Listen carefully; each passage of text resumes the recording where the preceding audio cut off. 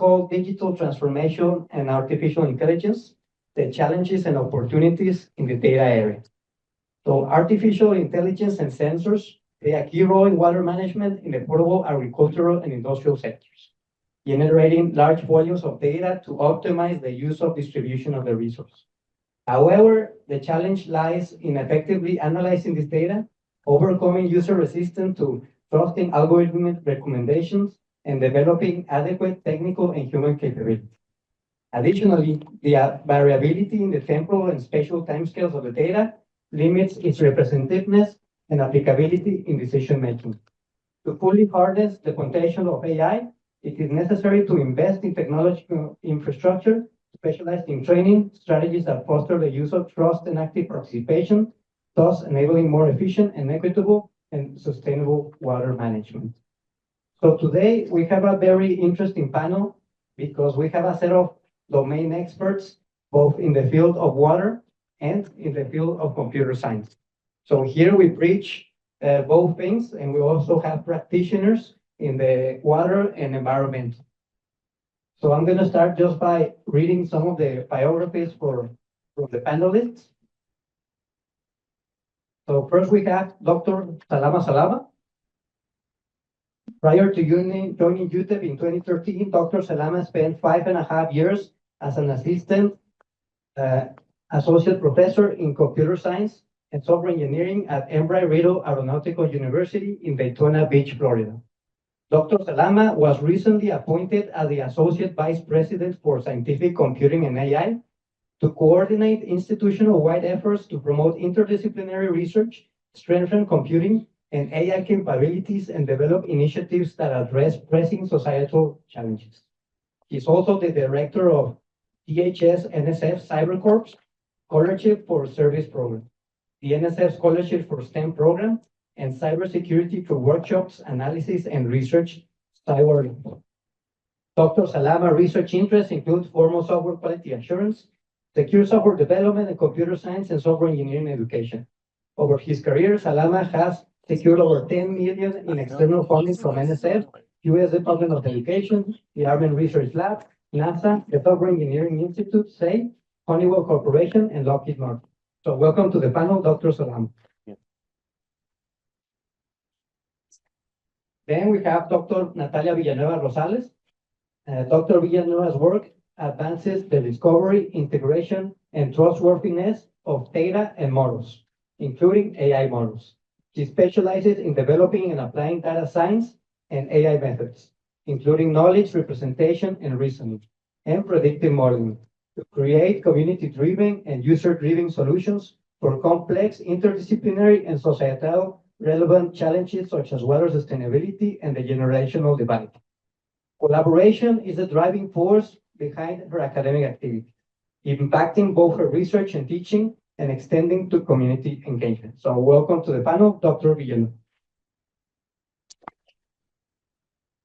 Next, we have Enrique Prunes, who made his way in person all the way from Albuquerque throughout the dust storm. So Enrique Prunes is the Rio Grande manager and freshwater lead specialist at the World Wildlife Fund US. In his role, he works across the freshwater and food team to incorporate the connections of surface water, groundwater, and agricultural water consumption into all the team initiatives and beyond. He leads programmatic work in the Rio Grande, Rio Bravo, including continued partnership development, donor cultivation, and strategic decision-making around program direction and implementation. Prior to WWF US, Enrique worked at WWF Mexico, where he spent more than 10 years in the water and the Chihuahuan Desert programs. He originally started as a consultant for hydrologic modeling and monitoring, environmental flow assessment, integrated water resources management, and nature-based solution in implementation within the Rio Grande Bravo Basin. So welcome to the panel, Enrique Prunes. Now to our friends online. Let me just check real quick because I don't see one of the panelists here. Participants, attendees. There's one person. Video feed is just showing Okay, those with the video active. okay, I see now. Okay. Okay, now introducing from Universidad Autónoma de Chihuahua, Dr. Carmen Julia Navarro. She is a distinguished civil engineer with a master's degree in hydraulic resources engineering from the Autonomous University of Chihuahua and a PhD in material science from the Advanced Materials Research Center. She has an extensive professional background in applied engineering, having worked across various levels of government in Mexico on water-related projects. She also contributed significantly to academia, teaching from high school to doctoral levels, and has been involved in private consulting in civil and hydraulic engineering. Currently, she serves as the head of the Hydraulic Sectorization Department at the Junta Municipal de Agua y Saneamiento of Chihuahua. Dr. Navarro has the distinction of being the first female president of the Latin American chapter of the International Association of Hydrogeologists. She also holds leadership positions in the Mexican Hydraulic Association and is a member of the advisory committee of the Permanent Forum of Binational Waters. Her contributions to the field have been widely recognized.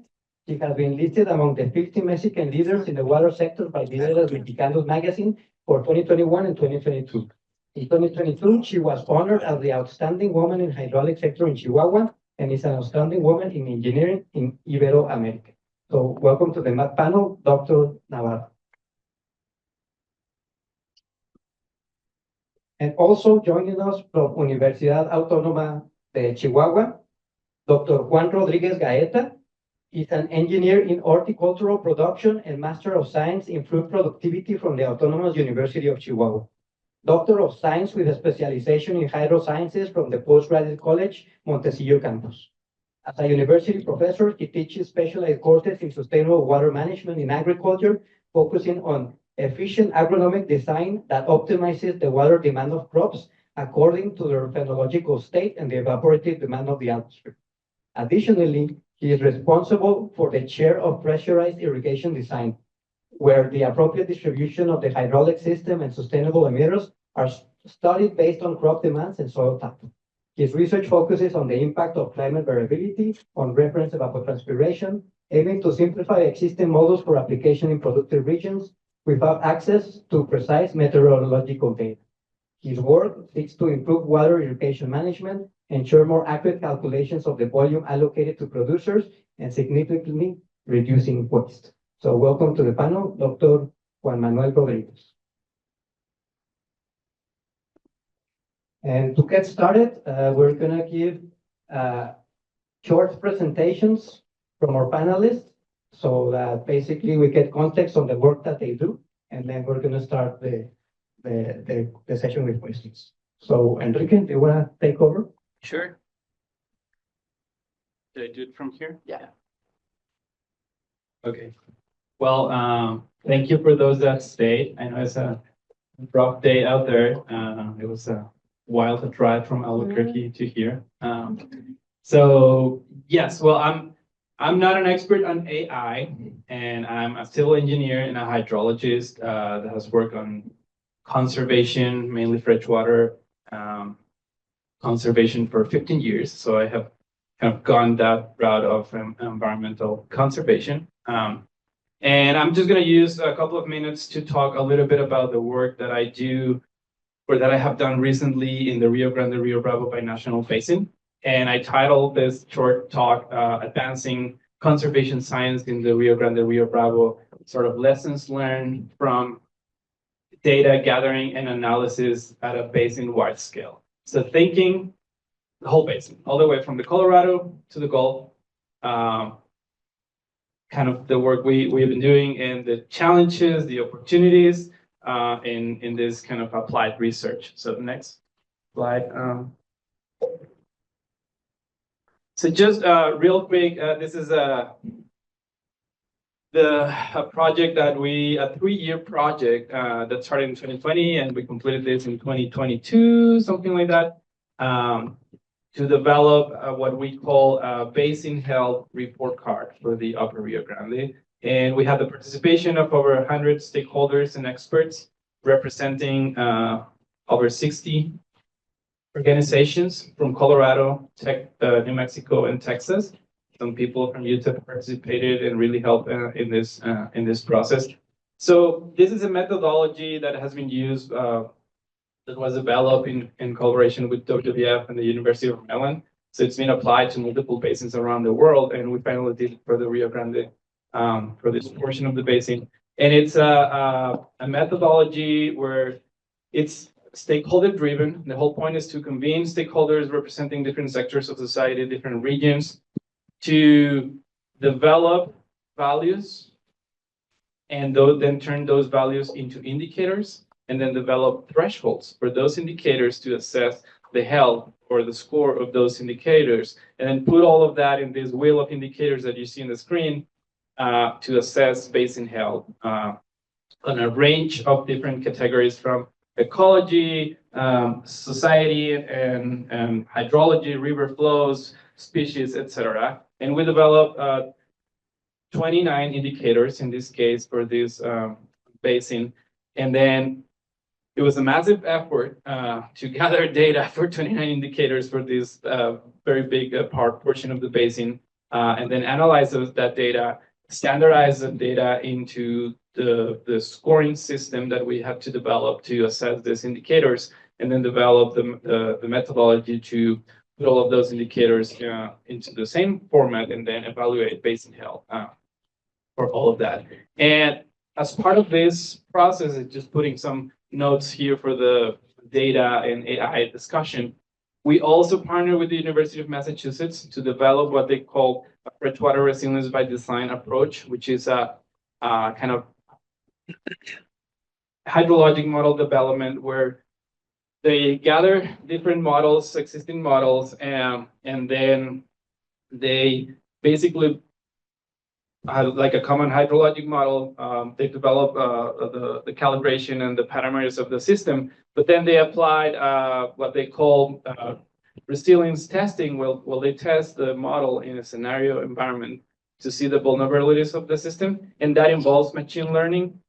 I don't really know how that works. They are the experts.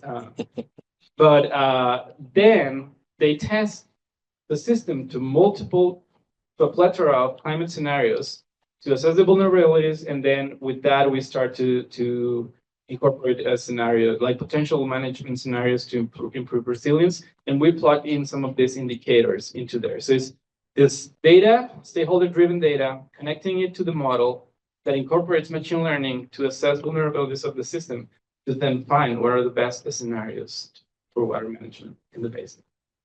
So if you can go to the next slide.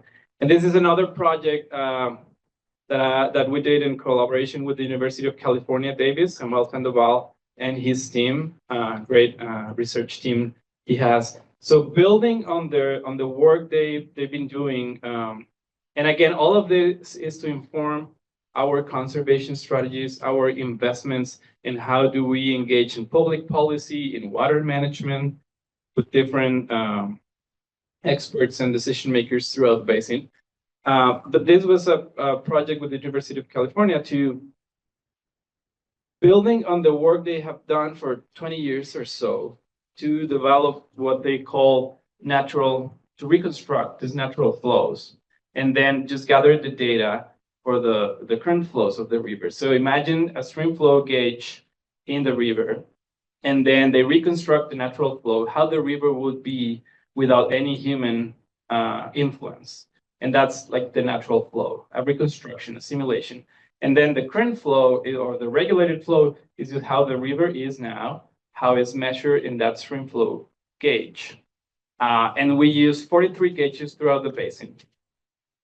So they had that. And then we partnered with them to say, okay, now that you have that, and then they have also developed this breaking points. At what point in time the hydrologic regime of the Rio Grande, Rio Bravo shifted to a new regime. And then previous to that breaking point is what we call a resilient river, right? A point in time where the river used to have some ecological functions. And then we use that to develop this resilient flow concept. And then the environmental flow metrics for that resilient flow, for the natural flow, for the regulated flow, and see the river that used to be the river that is in red, and the river we would like to see in green. This is very ambitious targets, and those targets need to be refined with the experts. But this is another example of massive data gathering for the whole basin, and then applying that to these functional flow calculators they have developed that is just an automatization of data analysis to have this functional flow metrics. And there's a full report with hundreds of metrics behind all of this. I'm just putting here one slide as an example of applied science and data gathering to inform decision-making of environmental flows and better water management. So the next slide is something I'm a hydrologist, and I love, and I need to see my water budget. What is a water budget for a basin? That's where we really start to see things and strategies. And I have never seen a water budget for the entire Rio Grande, Rio Bravo basin. Nobody has ever put that together.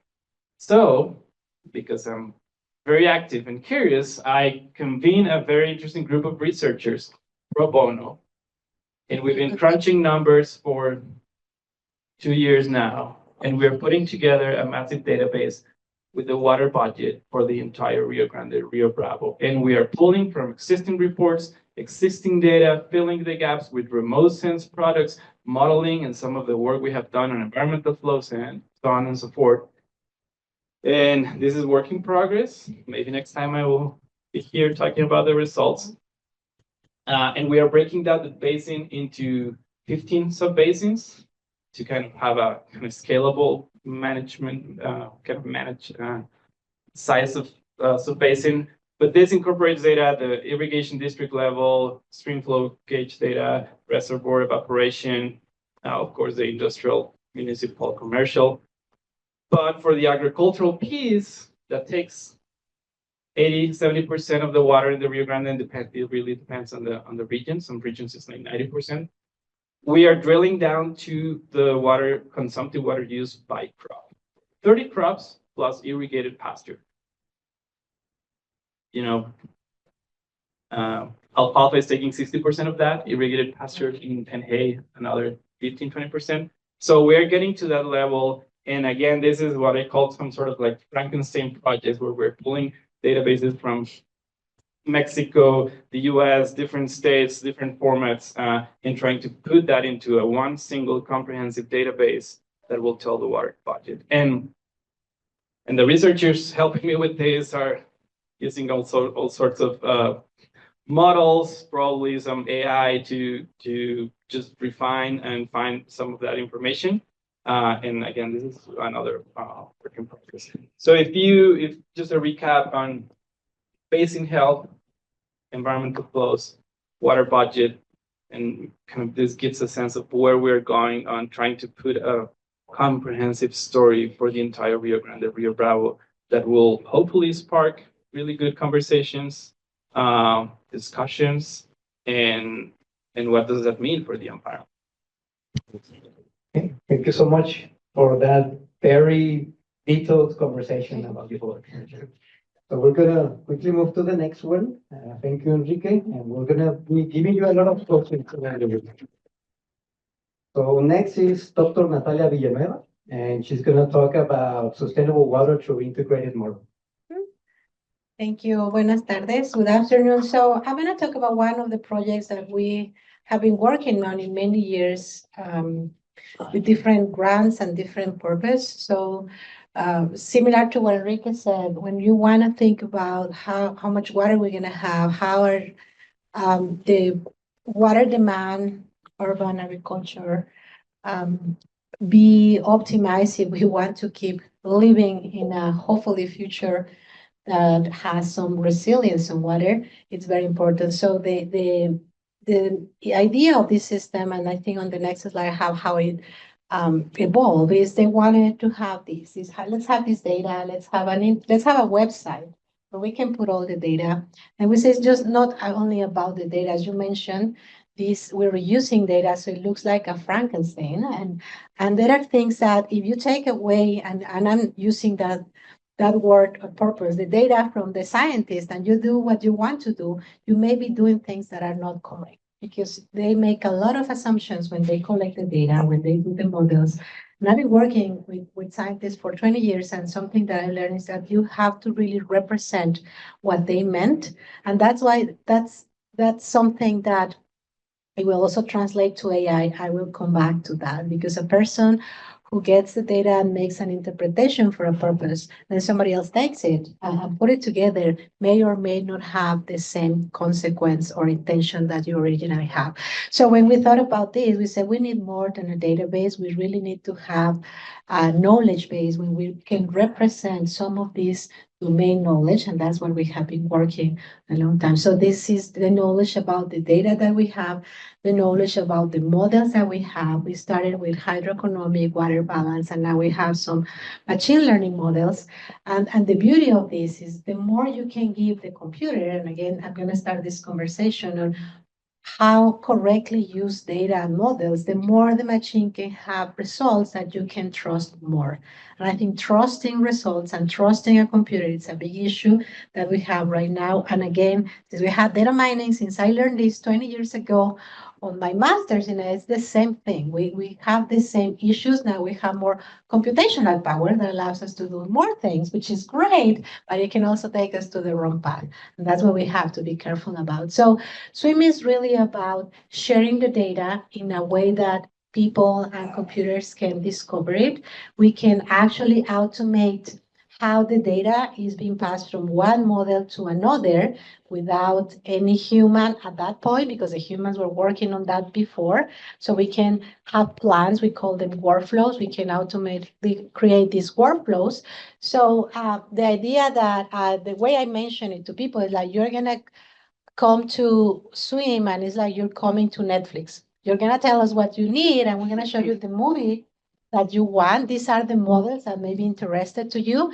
And then it learns, it actually will use some of the algorithms similar to Netflix. The more you use a visualization or a data or a variable, the more it's gonna tell you people like you is gonna like these things. So by people like you, we're using the type of users that we can have, whether they're coming to research or agriculture.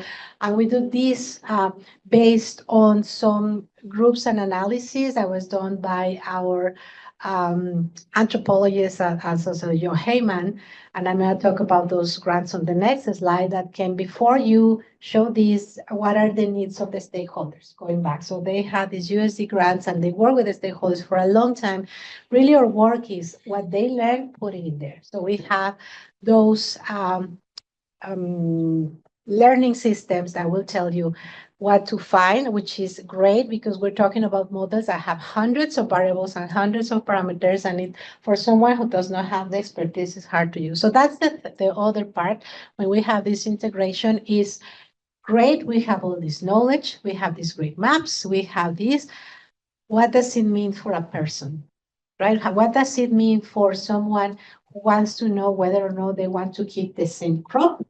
Whether or not I want to buy a house on an area, am I going to have enough water or not? Are we going to do this development? How about the treaties? How about everything that's happening? So one of our work is also creating these interfaces so that non-experts, and that's everyone, I was going to say your neighbor, but it's not that my neighbor is not an expert, but probably not an expert on hydrology, can understand that, because we believe that the information and the knowledge that is generated should be available to everyone. And probably let's just go quickly to the next one. And I'm showing the evolution of this work, starting with the modelers and the data who were from New Mexico, Texas, Chihuahua, NMSU, UNM, Watch, WACJ, and they came together to really understand what is your data saying and what am I saying and how do we make this work, kind of similar to what you did, involving the stakeholders. That was a USDA grant that lasted 6 years and a half, I believe, or something like that. They continue with more models. We have the water balance model. by Alex Mayer and other collaborators. Then we started going a little bit more on how to automate this using all the technology.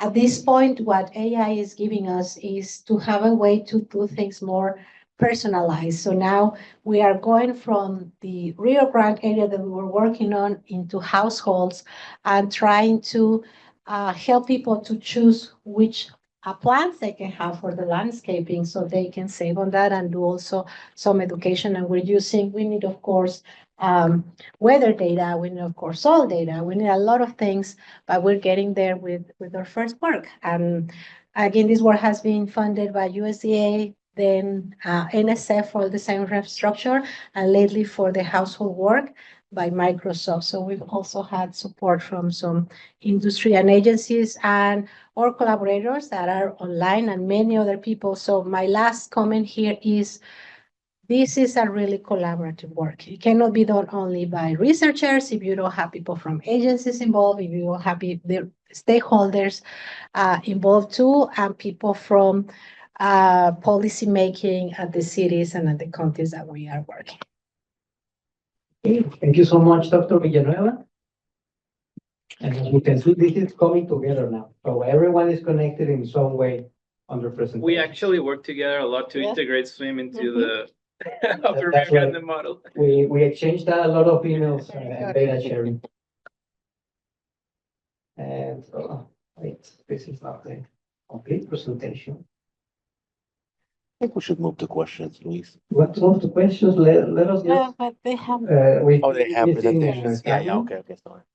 Just that this has this is on the latest version.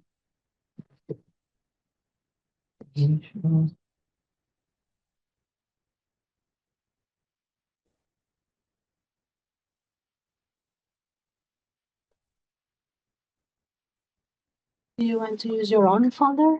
Yeah, but I need to sign out of this one. This is not my account. We can continue the conversation. You want to stop sharing and go to yours? Yeah. Or maybe do you want to start with your presentation? Yeah, I'll just say a little bit. I am not a water person, so I am so happy that they're here.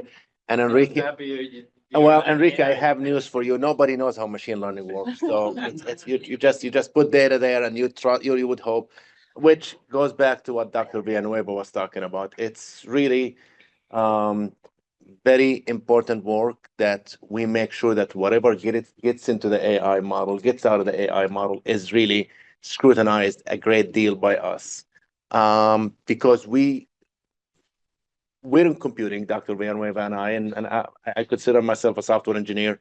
A big thing that we've always worried about is this notion of correctness. Does your software do the right thing under the right circumstances? Well, this has always been a big problem, a very difficult problem to solve. Take that and put that on tons of steroids, and now is what you're dealing with AI, because at least those systems that we were not sure about, at least we developed them. We knew a little bit about them. The systems that are developed by AI, we don't know about them. We don't know much about them. They're a black box for the most part. If you feed it garbage, it's going to give you garbage. If you feed it half garbage, it's going to give you half garbage. If you feed it very good stuff, it might give you a little bit of garbage. So you always have to make sure that that system that is coming from AI, there is a human in the loop that's involved, and it's only there to support your decision making, not making decisions for you. So for my slides, I was just going to say that at UTEP, we're doing something about that. We're creating some undergraduate degrees in AI, graduate degrees in AI. Is this the only slide? Okay, yeah. So undergraduate degree in artificial intelligence, graduate degree, master's degree in artificial intelligence. We're hiring folks who are research expertise is in artificial intelligence, but that has to go way beyond computer science, because computer science is only a small part of this, a major part of this, but it's small. But the application areas into the water and civil engineering and the other engineering, the other science, is what makes this really attractive. If I'm just showing these figures, I'm not sure that you can see them much, but really the story here is that we're not doing a lot. We're not doing enough. As a university at UTEP, we're not doing enough in terms of AI funding and all of that. And think what you wish about what is going on with the federal funding. I think funding for AI is going to continue. So that probably is a good news. But we need to do a lot better in that area. My last slide is something that we're hoping that is going to get a lot of people more excited about AI. So I talked about the educational programs. This is the research arm of what we're trying to do, which is the AI Institute. So we're establishing an AI Institute that's going to be directed by Dr. Ann Gates. Dr. Villanueva is a major player in this. And again, the idea of this is really to solve or to address community problems, regional community problems. One of them is water and health of the region. Another one is education. And then a third piece is the foundational research in AI. This we're hoping is we're going to launch it on the 22nd of April. Obviously, invitations is set to all of you, but we will be sending save the date and the rest. I'll work with you, Luis, and get in the list of people who have attended this, and we'll send it all to you. Thank you so much. Oh, nobody knows. Yeah. Okay, we have one slide here from Carmen. Do you want to talk about your work, Carmen? Hola, sí, aquí estoy.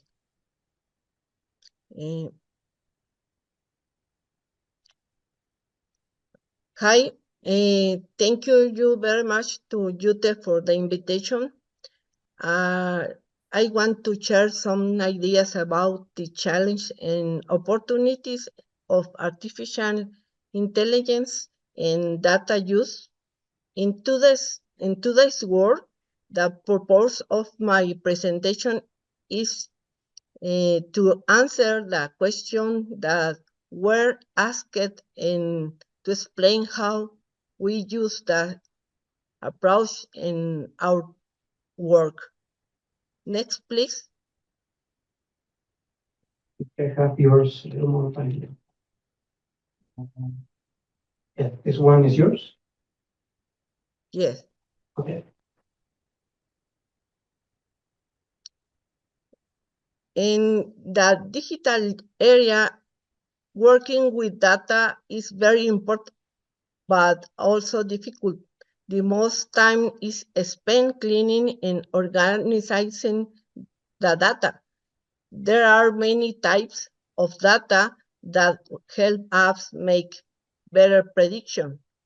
Artificial intelligence can analyze this data and help with smart decision. But the most important thing is to train people in organization to trust and use these tools correctly. In water management, we use data and statistical analyze to understand how water behaves. This helps us find patterns and trends in how water is used or flows through the system. With this information, we can make better decisions and find ways to improve and optimize urban water networks, such as reducing losses, the water losses, improving supplies, and making the system more efficient. We are currently moving towards the use of artificial intelligence in water management by general data, selecting appropriate equipment, and exploring machine learning tools. The goal is to identify behavior patterns in water system to help prediction scenarios and find optimization alternatives.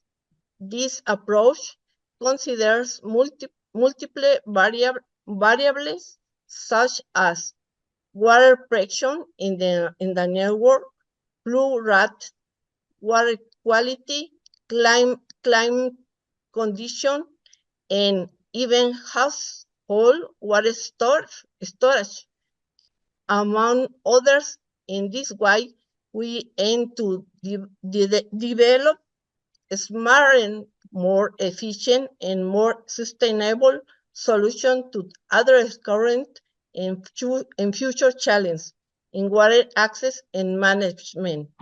Next, please.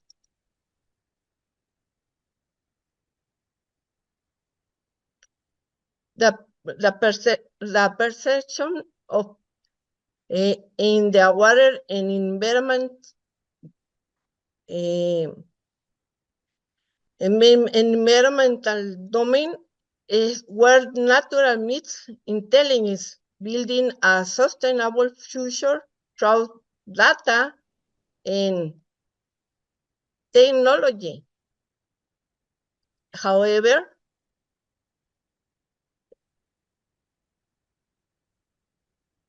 is more and more seen as useful tools to make better decisions, improve prediction, but no verify the data that generation before. There is growing interest in the intelligence artificial, but also some caution because people don't fully understanding yet. Some experts say it's not a replacement the human action, but a complement in works better when used together with human knowledge and traditional methods. Siguiente, por favor.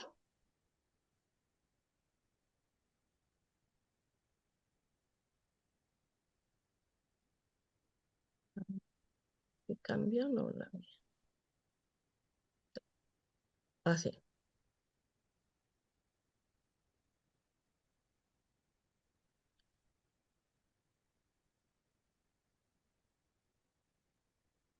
La intelligence artificial has a strong potential to help solve complex environmental problems as the waste management in scenario urban in network, finding patterns in big data, but it still needs human knowledge and supervision to work well. Has improved data analysis and forecasting, the prediction flood or pollution, and has helped system like smart irrigation, for example. And also can help in collecting and processing data, but it needs good quality data, teamwork between experts, digital tools, staff training, and clear ethical rules. Next, please.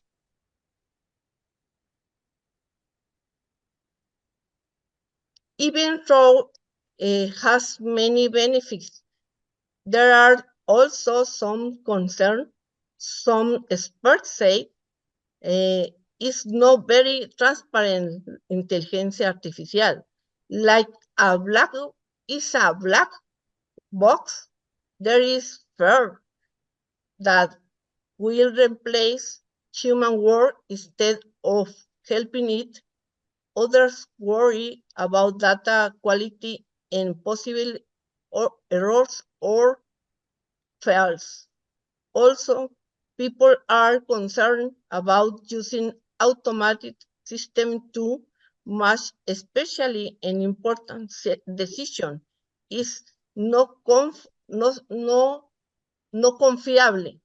Finally, some believe intelligence artificial can work alone, but it really needs human help in understanding of the situation. For me, is end en esta primera participación. Okay, thank you so much, Carmen, for the introduction. Last but not least, Dr. Juan Rodriguez, and he's going to talk to us in Spanish so that you guys can practice your Spanish really well. Is he online? Yeah. Okay. Can you hear us, Juan? ¿Nos Sí, escucha? ¿qué tal? Buenas tardes y una disculpa por la falla de la cámara. Sí, no hay problema. Eh, Bien, mi investigación ha estado basado más que nada en cuestiones y mi trabajo en cuestiones prácticas, por ejemplo, esta que se muestra de, no sé, Luis, si lo vas traduciendo simultáneamente o voy haciendo espacios. Si quiere darle completo. Ok. Eh, por ejemplo, esta de hacer los estudios de suelo en situ es con la finalidad de no romper estructura del suelo y ahí mismo poder estudiar o evaluar las propiedades naturales del suelo. Si empezamos a trabajarlo de esa manera, podemos entender muy bien la forma en cómo se mueve el agua a través de los poros del suelo. También nos deja permitir, o no, nos deja ver, perdón, la velocidad con la que el agua se va infiltrando. ¿De qué nos sirve esto? Estamos observando cuál es el riego más conveniente para los cultivos, para el suelo, para las plantas, cómo logramos que la cantidad de agua que estamos aplicando eh, se vaya generando una, un mejor bulbo de humedad para aprovechar el agua. Es decir, si aplicamos el agua de manera rápida en relación a la capacidad que tiene el suelo de irse almacenando, nos puede saturar el suelo, nos puede generar conductos preferenciales en el suelo, que es por donde el agua se va a fluir rápidamente o se va a conducir, y esto va a evitar que el agua genere bulbos de humedad. Y esto pues no es conveniente. Si hacemos este tipo de estudios directamente en el suelo, es decir, primero analizamos el suelo, vemos la velocidad de infiltración del agua en el suelo, cuál es su capacidad de almacenamiento, eh, hasta dónde nos conviene llevar este riego, cuánta porosidad tenemos que dejar en ella para permitirle la respiración a las raíces, el crecimiento de las raíces. Una vez que hacemos todos estos análisis sin romper estructuras, una vez que hacemos esto, entonces sí, ya acabamos de hacer las mediciones necesarias, tomamos datos, recogemos, los analizamos. Ahora sí, tomamos muestras de suelo y las llevamos al laboratorio. Y también es válido hacer un análisis comparativo. ¿Por qué? Porque cuando llevamos los análisis de suelo laboratorio, que hacemos las saturaciones de agua para ver su contenido, la capacidad, sacar la capacidad de campo, punto de marchitas permanente, punto de saturación, nos hemos dado cuenta que algunos valores, sobre todo el de capacidad de campo, empieza a no coincidir lo que vemos en situ con lo que pasa en los laboratorios. Eh, ¿Por qué es esto? Porque nos hemos dado cuenta que las arcillas sí retienen cierta capacidad de agua, pero cierta cantidad, pero entre más lento la asimilen, más capacidad tienen de retener. Y recordemos que en los laboratorios, cuando una vez que la llevamos, que secan los suelos, que sacan el análisis, la saturación que hacen es más rápida y no le permiten a las arcillas absorber o absorber, que es el término correcto, absorber la cantidad de agua posible. Entonces ya desde ahí empezamos a tener fallas en nuestro cálculo. Interesante manejar los análisis de suelo in situ, recoger todos los datos posibles para poder determinar mejor la cantidad de agua que va a retener el suelo, la porosidad, la capacidad de campo, que también aquí tenemos otros datos importantes. Hace poquito platicando con doctores del Colegio de Posgraduados, me dicen que en estudios que están realizando, y fue una serendipia, estaban buscando una cosa y encontraron otra, se dieron cuenta que realmente lo que estamos manejando como capacidad de campo, que es la capacidad máxima de retención de humedad en el suelo, no es la cantidad correcta de llevar el agua de riego. Eh, es importante dejar un poco más abajo la humedad, es decir, dejar mayor porosidad para que las plantas se desarrollen mejor, producen mejor. Y prueba de ello es la productividad que tenemos en el estado. Si vemos los cultivos que tenemos, las hectáreas, la productividad, realmente andamos muy bajos en relación a la cantidad de agua que se aplica o que se gasta en cada cultivo. Otro, otro trabajo que me gusta hacer y me gusta desarrollar y tomar datos, recabar para investigar, es la siguiente diapositiva, Alice, por favor. Es, es hacer mediciones directas en campo. Esto que ven en la imagen por poner una idea, es un septómetro. Con esto podemos hacer, por ejemplo, el índice área foliar, que está directamente relacionado con el tamaño del dosel, con el verdor, eh, cuánto de esta área está fotosintetizando y cuánto no. ¿Por qué es esto? Porque cuando tenemos follajes muy densos, nos hemos dado cuenta que únicamente el follaje o el dosel que está disponible, el que está recibiendo toda la radiación solar, a más distancia, lo que está en primer plano, realmente esa parte del dosel no está fotosintetizando adecuadamente. ¿Por qué? Porque está resistiendo a la radiación intensa, exceso de radiación, y prácticamente lo único que está haciendo es resistir, transpirando para mantener su temperatura, luego la disminuye conforme baja la temperatura por la transpiración. Para ¿qué hemos visto?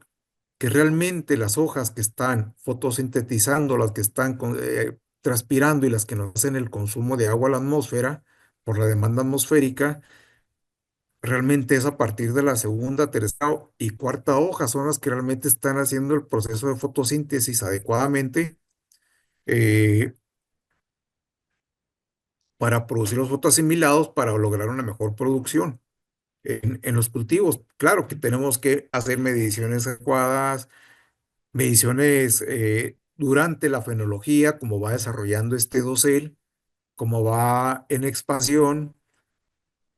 Por ejemplo, aunado a esto, podemos sacar el NDVI, el índice de verdor, que también es muy, muy interesante. Podemos obtener mediciones de clorofilas, para saber si están en los niveles adecuados. Es una serie de mediciones que se pueden hacer ahí mismo en el lugar, in situ, con diferentes equipos, pero es como ir construyendo una serie de equipos y luego después hacer un raciocinio de todos ellos, una analogía que nos permita sacar conclusiones. Si, si esto logramos trabajarlo con inteligencia artificial que nos ayude a razonar un poco, esto nos va a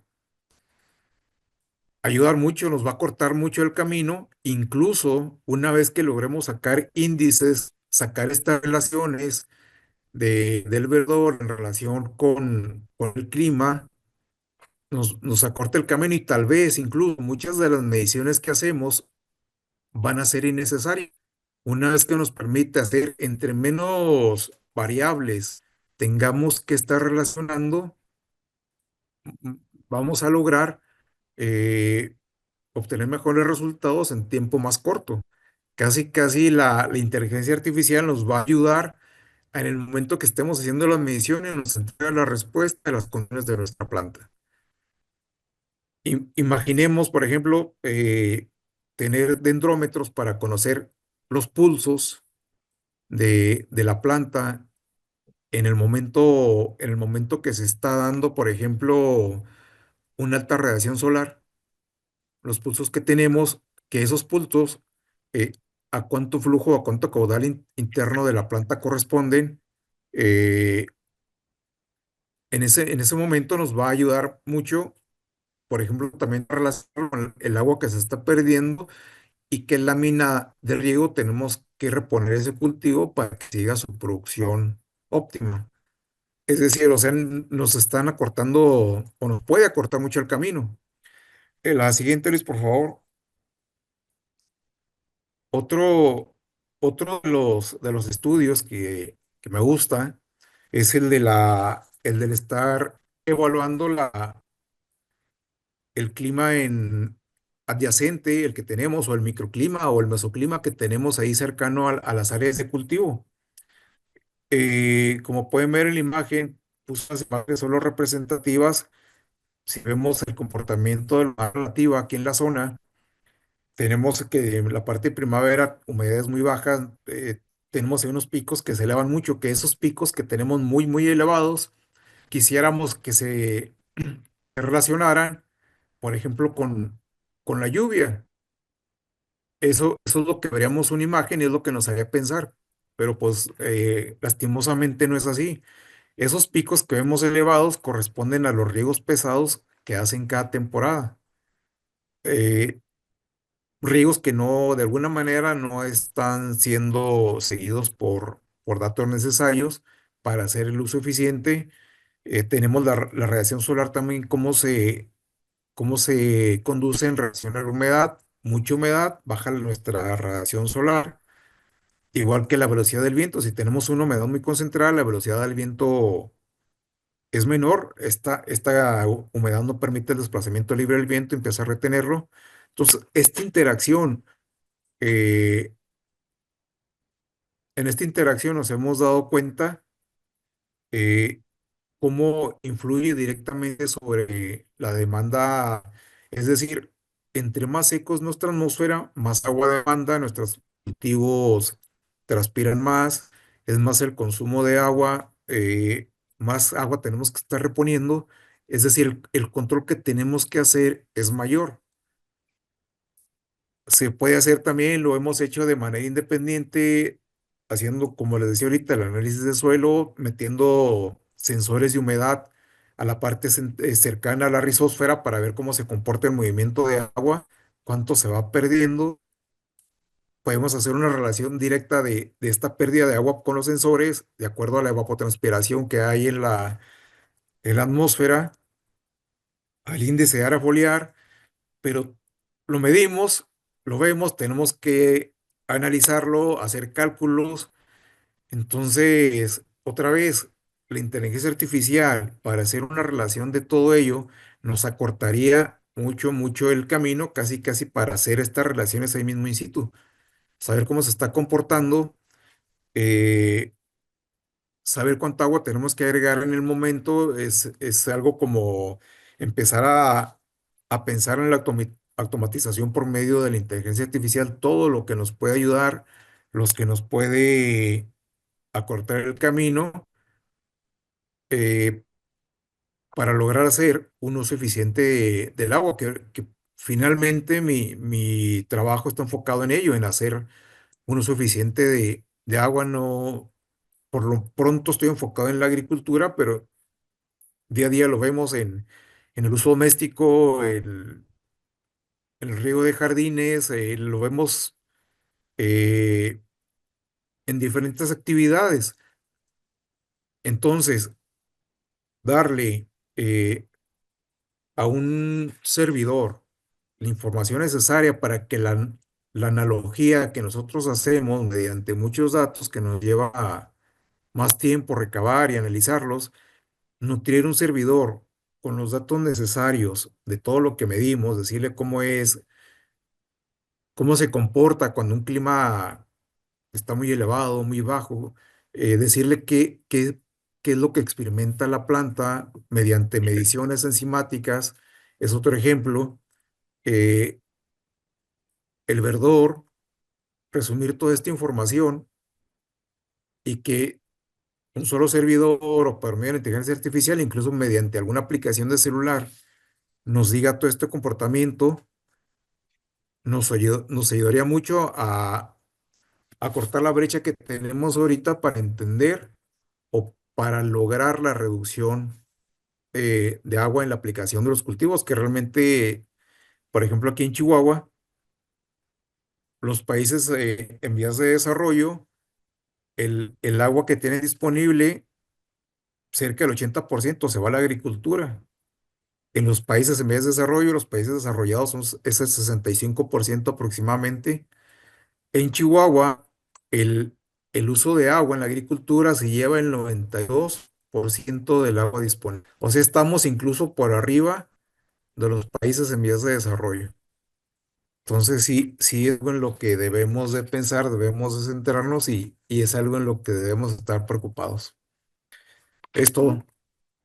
Ok, muchas gracias, Juan. Bastante detalle del trabajo que está haciendo usted en el campo y todo ese esfuerzo que necesita para la recolección de datos, ¿verdad? Okay, so because of time, we're going to go straight to like giving our last thoughts, right? So I think we've already, on the presentation, we said how the data collection is done, what are some of the things that we expect from AI. But I want to talk about 3 minutes with each person to give us what is their thoughts. And I'm going to start with the domain experts. So let me just go to this slide that kind of summarizes everything here. So let's start with Enrique. You have the microphone there with you. So what are your final thoughts on your domain? What do you expect from AI? What have people told you about AI? And how do you think it can make your work more efficient? Let's see. Yeah, it's working now. Sure. So there is huge potential, and again, I'm not an AI expert. What I'm trying to do is just catch up and read all the papers I can about how people is implementing AI to solve conservation, environmental, sustainability questions, and mainly related to freshwater river, aquifer, sustainability, and it's a lot. People is being incredibly creative, and I see the potential. And I'm already using some of that, not directly myself, but through the researchers I partner with other experts, decision makers, agencies that are incorporating some of these things. So I think the potential is there to help us solve some of these very fundamental questions we have on water scarcity, how to maintain river functions, how to manage aquifers, etc.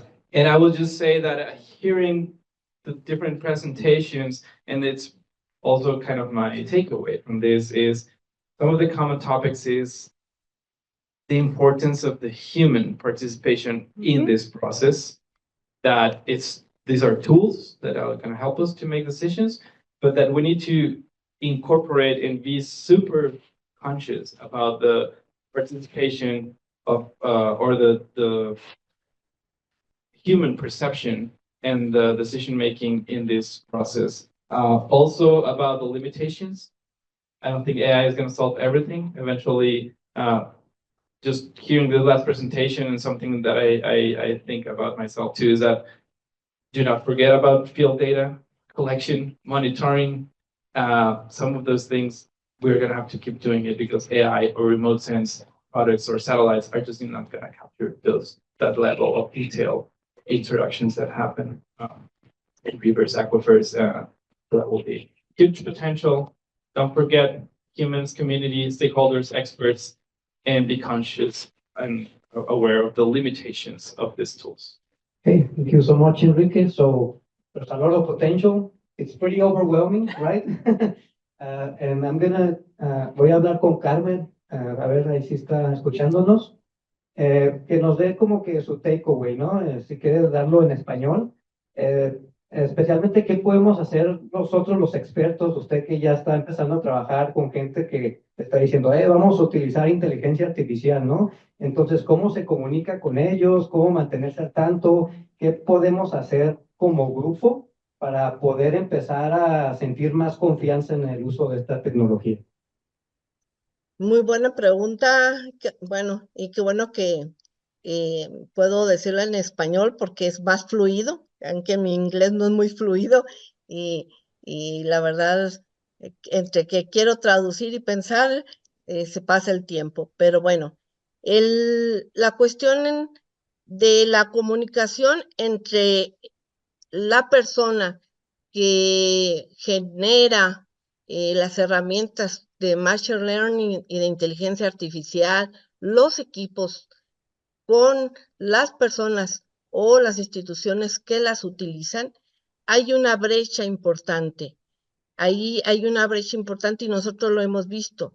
Muchas veces esos equipos para generar datos y los herramientas para el procesamiento de estos patrones de comportamiento y generar escenarios de inteligencia artificial requieren condiciones, digamos, teóricas continuas, ¿sí? Entonces, que muchas veces en la realidad no sucede más en Latinoamérica. Entonces, ese es un gran problema y muchas veces no se confía en los resultados porque se compra lo que se cree de acuerdo a lo que se expone por el proveedor de la inteligencia artificial, llámese herramienta, llámese equipo, llámese software de procesamiento, que es lo más adecuado, pero resulta que las condiciones donde yo las voy a ocupar no tienen esas condiciones. Por ejemplo, hay algunas variables que en Europa se usan y que en Latinoamérica no, o la conceptualización es distinta. Entonces, creo que ese es un gap y un área de oportunidad para poder generar realmente una innovación en ese sentido. Muchas gracias, doctora. Y para la última perspectiva del lado del agua, con unos 3 minutos nada más, Juan, le vamos a preguntar cuál es su percepción en cuanto a lo mismo del uso de tecnología artificial. ¿Cómo podemos evitar que, como dice Carmen, estamos haciendo que el modelo genere lo que ya creemos, ¿no? Entonces, ¿cómo podemos hacerlo de manera más objetiva? Sí, Bueno, pues sí, a Juan, adelante. perdón, si era para mí. Sí. Sí, no, no, yo no tengo duda de que de que los jóvenes lo pueden aplicar de manera correcta. Ahorita si vemos, hay que estar ahora cuidando cuando se encargan tareas que las hagan bien y que no usen mucho, que no se abusen de la inteligencia artificial. Pero cuando hablamos de todo ello, les explicamos el contexto y la importancia, realmente han mostrado mucho interés, sobre todo porque siempre que dentro de mis clases que manejamos el uso adecuado del agua y lo llevamos y una serie de cálculos, y siempre ellos me están diciendo, no hay manera de cortar esto haciéndolo con inteligencia artificial, o sea, como para evitar como todo el manejo de cálculos que hacemos. Y digo, sí, sí hay manera. Sí, ya les explico lo que vimos ahorita, toda la serie de datos que necesitamos como para que nos ayuden a hacer uno suficiente. Empiezan a platicar ellos que hay manera de hacer aplicaciones. Digo, bueno, pues, hay que intentarlo. Yo no podría hacerla, no sé cómo se hacen, pero ellos dicen que es muy sencillo. Yo no tengo idea de cómo se puede hacer. Tenemos que trabajarlo con ellos, de decirles qué datos necesitamos y sobre todo por la urgencia o el apremio que tienen cuando salimos a campo y hablamos y vemos y ven muchos huertos que los siguen inundando en lugar de hacer riego eficiente, los siguen inundando y que hacemos sobre todo, recorrimos al concepto de sustentabilidad, que así de manera reducida es hacer uso de los recursos sin comprometer a las generaciones futuras. Y siempre les hago esa pregunta, ¿ustedes se sienten seguros, se sienten comprometidos su futuro con ello? Y es una preocupación general. Yo siento que tienen buena percepción, eh, que lo están entendiendo bien y espero que mediante las nuevas generaciones podamos empezar a hacer el cambio urgente que debió haber sido primero de mentalidad hace como 20 años por lo menos atrás, en cuestión de ahorro de agua. Eh, Se les ve interés, yo pienso que va a ser bien, ellos lo están tomando bien. Es cuestión de saberlos guiar y hacerlo correctamente. Es todo. Muchas gracias, Juan. And now we're gonna move to the computer science realm to kind of give us our takeaways and say, where do we go from here, right? Bringing into the human perspective. You So, go. Dr. Villanueva? I think there's a great opportunity, really changing how we do things in a good way.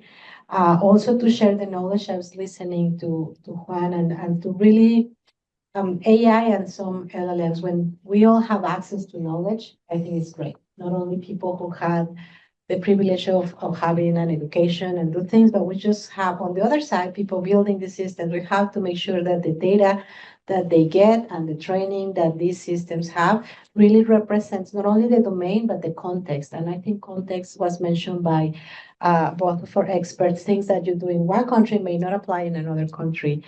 That would really help us to have more trust and reliability of what we have. We haven't talked about it was on the slide. I'll just mention it briefly. The data also needs to be representative of everyone and every situation that we have.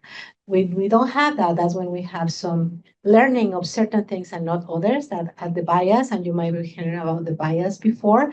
So that's something that we need to make sure that we have enough, and that really requires all the domain experts and students and stakeholders to share the data in a way that everyone can reduce it. And I think something that we haven't talked about as well is that if we use AI, we can literally understand everything. It doesn't matter if it's in English or if it's Spanish, if it's metric or in English scales. We can really do those things that are cumbersome and those kind of works that take a lot of time. We can do it quickly. We can do it more efficiently, and that will save us a lot of time, as Juan mentioned as well. But I think the most important again is that we need this collaboration across different domains.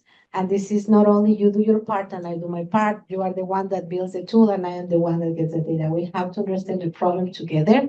That's when we talk about interdisciplinary and transdisciplinary, because we work together. I can understand what Juan is saying, and I think at this point he can understand some of the things we do to really see the potential and the vision that we have. Do it across borders too, do it across agencies and academia and whatnot. So some of the limitations will be how much we can involve people and their thoughts of what we have. Because once we get this, we'll hopefully have more fair systems and more complete systems that can help us to do what we really care about and not do other things. And just on the part of education, Juan mentioned their students don't want to do all the work. I always tell my students, before you use a calculator, you need to know how to add and subtract. This is the same thing. If you don't know what the model should be giving you, if you don't understand the science behind it or the impact that it's going to have in your community, you are not able to really use this tool and save time. It's going to be the worst. So I think here in this environment, we have also a task of educating our students on the good and ethical way on using these systems. Same question, right? Yeah, I don't think there is much to add. I mean, for sure, AI is here to stay. It has a lot of challenges. It brings a lot of challenges, brings a lot of solutions with it. I think it's very important that I'm not sure who's a student, who's not in here, but for future students, it's very important that you know how to use AI. One of my favorite saying, I heard it from somebody, is that the future jobs are not going to be taken by AI. They're going to be taken by somebody who knows how to use AI. And this is very important. And I think every one of us, again, not just computer scientists, but every one of us needs to know what is under the hood when it comes to AI. They don't have to be as sophisticated as an AI or data scientist or an AI engineer or whatever, but they need to know, because they need to be able to know a little bit in order for them to give enough information, the right way of giving the information, in order for that system to function the way you wish it can function. And you need to know how these systems function a little bit so that you can discover discrepancies, and there will be discrepancies. So that's very important for all. But again, I think it's exciting times. It really is. It's a new revolution. And I just thank you so much for doing this and for involving AI in the process. Thank you, Dr. Salama. Applause to our panelists. Thank you. And does anyone in the audience have a quick question? have to And go. someone needs to leave, go ahead. I have to go. Yeah, Good to hear you. there's a question in the back. Yes.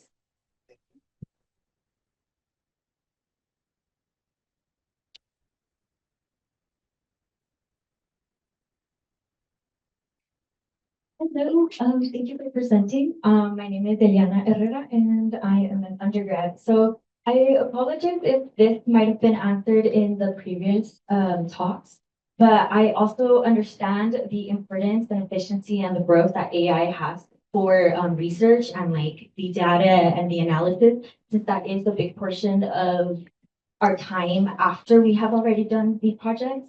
But my question is mainly, since we know AI does use water consumption, and approximately it takes about for just 20 to 50 questions, it uses 1 pint of water, and that's per person. And for Intel, 10 to 50 AI prompts, it's 50 milliliters of water. And for example, one small megamat data center can use up to 26 million liters of water, which is 6.87 million gallons approximately. So how are your centers and corporations using, since we are using the AI to understand where the we can kind of see with better usage of the little amount of fresh water that we do have. How does these centers kind of implement a little bit of water alternatives or I guess redirection, or how are you guys kind of seeing that, since this is just the data for the current years? And as we have been mentioning, we think it's going to stay and grow. So if that's right now is the amount of water we're using, how much more are we going to be using, even though we're trying to conserve the water? How are your corporations also being mindful of how much water consumption you guys as AI are using? I can answer some of these. I'm not part of those corporations, but I do collaborate a lot with industry. So water sustainability and sustainability in general, also of energy. I know some companies, at least Microsoft, is one of their priorities. As you're saying, I'm seeing jobs that are offering more positions for data centers. But let me tell you, this is AI, and I mentioned before, I started this 20 years ago. The difference between 20 years ago and now is that now we have the power of computing and computation, or power computers and GPU, but it comes to a cost. And it's not only money, like you were saying, right? It comes to a cost of processing. We have seen this before, and not even only for AI, but the storage of all your pictures in your phone and all your backups in your phones. When you go to a concert, you have 2,000 or 3,000 people taking pictures of the same thing, and the videos and the cats. So I think this is all the technology. I know you like cats, videos of cats and puppies. I like them too. But this is really, again, putting a strain on the resources that we have. So let me think about it on a threefold way. The first thing is companies are very aware of that and trying to find ways to make it. I don't really know if they use fresh water, to be honest. I would think that they are using some water after treatment. I hope reclaimed water. And you have seen, because we've been opening on the Southwest, the data center. So that's one, but that's part of what they do on their environmental impact. But they have to respond to the demand.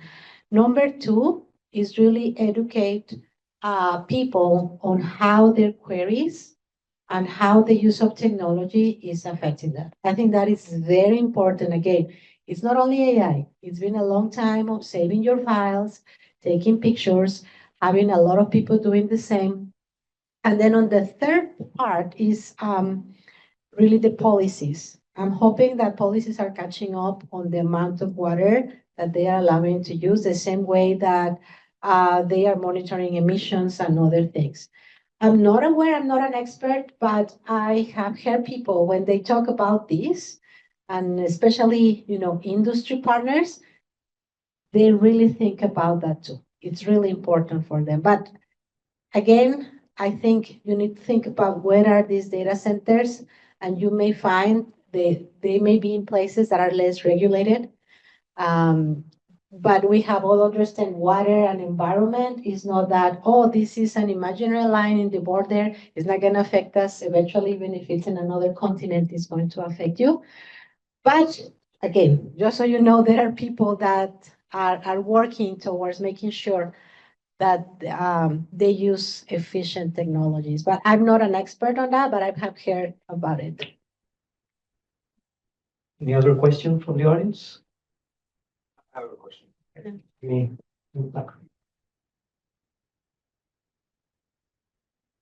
And by the way, there is a really good paper that just came out from Virginia Tech about water use in data centers, water scarcity. I can share that. It's getting into that a little bit. In regards to mentioning, you mentioned the cloud, in essence, everything.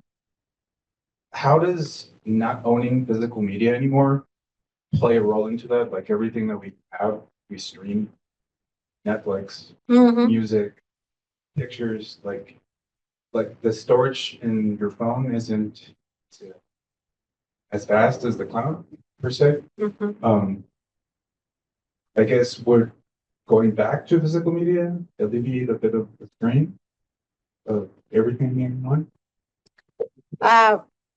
I'm an expert on cloud computing, but I don't think we're going back, because the processes that you have require higher computation power, and you can only find those in the servers. The amount of, and I forgot my phone, but the size and the precision of the pictures that you can take now with the new phones is thousands more bigger than before. So you cannot see it in any phone. So you have to be in certain phone or certain videos, and it has to be stored somewhere. Even these videos that you see, they are somewhere stored as well, and you say stream. So it's not only the storage, but it's also the electricity that you need to send it, go back. And I don't think everyone is aware of the amount of energy that we are using. And sometimes you have a person next to another person, and instead of saying, oh, hi, Ernesto, can I ask you this? They text through WhatsApp or whatever is the new social media. We're very used to social media is also a lot of use a lot of resources.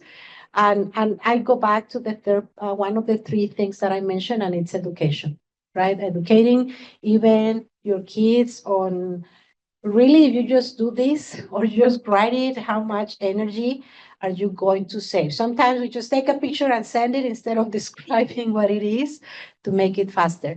But it's only my opinion. Again, I'm not an expert. I don't think we're going back, but I think we need to find ways to make it more efficient. We have a follow-up over here.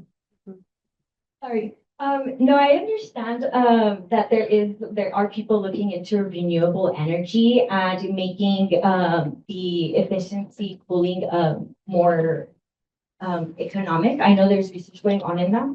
But my next question, kind of building up on that, since you guys work with corporations, how can we kind of formulate grants that both are good to see how we can sustain AI, but also see how, for like example, for renewable energy, some of the struggles that are kind of being faced currently, is that some of them, other replacements would be more electricity, it's more expensive. For example, they are currently using fresh water, because the sea water would be more expensive since they would have to have a process of cleaning that water. And then, as you mentioned, there are a lot of different areas where they don't have the same policies. So I also understand the complexity of also implementing that everywhere. But how as you as researchers kind of creating also grants to kind of write or like the research that also allows to see more sustainable ways while also putting a step forward for AI. Mhm. And Ernesto escape, I'm sure he has his perspective, but one of the things I talk about swim. Enrique. Sorry, Enrique. And I talk about swim. One of the goals that we have, and we actually created text out of these complex models for people to understand what these models were saying, putting context, putting baselines, putting comparisons, kind of now ChatGPT, but with a more guided and more methodological approach, because as we said, neural networks that are behind what you use right now, it's a black box. I think as research and personally, and our work is very community engaged, because there are things that we know and we're discussing that if you ask again, someone in the street, they may not even be aware of that. So one of the things again is education and engaging stakeholders. This system that we built in SWIM and through the models, we really want to say, this is what the scientists found, possible scenarios. What happens if you taking pictures at this rate? I'm just putting an example, right? Or what happens if every person will ask all these questions, how much water are you going to use? Of course, we haven't worked with data centers, but we work with the water in the Rio Grande and El Rio Bravo. So we wanted to see what was the effect of the use by urban, by environmental, by other sectors, and help people understand the impact. I think that is where you can have more, as researchers, I think one of the things we can do is make this knowledge available to everyone. And that's one of the opportunities of AI as well. Unfortunately, you're going to use resources, but now some of these systems that generate this language can explain to you, and we use ChatGPT, but there are many others. They can explain to you things that probably you would need a person or an expert to do it. Now, we have to make sure that that data is correct, that information is correct. But that's one of the things that we do, communicating the findings. I think is really, really important, and communicating or helping people to understand the impact of their actions right now, right? We were talking, I normally don't like to use plastic bottles, but I was really, the water over here wasn't helping. I have the water fountain, and I was teaching for 3 hours, so but there are little things like this. But also, like you said, right? Sometimes you save things, and in other places, in other type of industries and things like that, there may be more saving. But I think as long as we do our part, and then the previous talk was talking about holding people accountable and kind of asking for people to follow the laws and whatnot. That's the second part. But as researchers, at least put the data there, put the evidence, and for many people, but as many as they want to hear. Do you want to add something, Enrique? No, I think I'm not going to change your name anymore. Sorry.